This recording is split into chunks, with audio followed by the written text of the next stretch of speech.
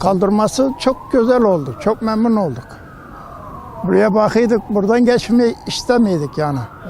Heykellerin havasına geçmek istemiyorduk. Ama şimdi normal olmuş, kaldırmışlar.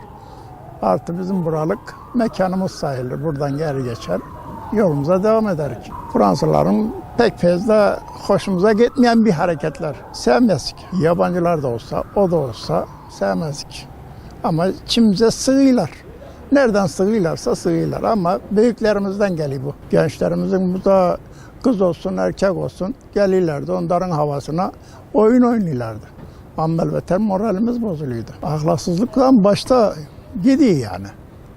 Ne yapacağımızı şaşmışık. Çok iyi oldu onun kalkması. Bir şey ifade etmiyor. Yani burada daha çok eski şeyleri falan adamın aklına geliyor. Kaldırılması çok iyi. Burada gelen plan şey yapıyordu. Bir şey fazladan bir şeydir. Yani o millet de istemiyordu. Biz de istemiyorduk.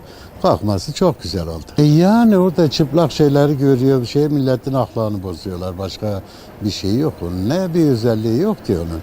Put gibi bir şeyler oraya koymuşlar. Onlar bize, biz İslami bir devlette yaşıyoruz. Onların bize ne gereği var ki? Hiçbir şeyi temsil etmiyor. Kalkması çok güzel oldu. Memnun da oldum. Onun yerine başka yerde güzel yeşillik yapsınlar, ağaç diksinler, şey yapsınlar, daha güzel olur o. Bunlara verilen tepki ben doğru buluyorum o tepkiyi yani.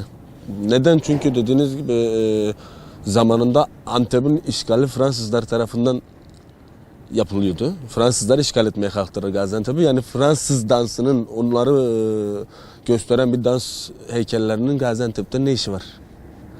Doğru buluyorum yani kaldırılmasını. Heykellerin şeyi vardı. Yani olmasa da olur yani. İlla ki o heykellerin burada olması gerekmez. Böyle daha temiz duruyor. Eğer gençlerimize kötü örnek oluyorsa onları kaldırmak lazım. Gençlerimiz daha temiz bir ortamda olmaları lazım.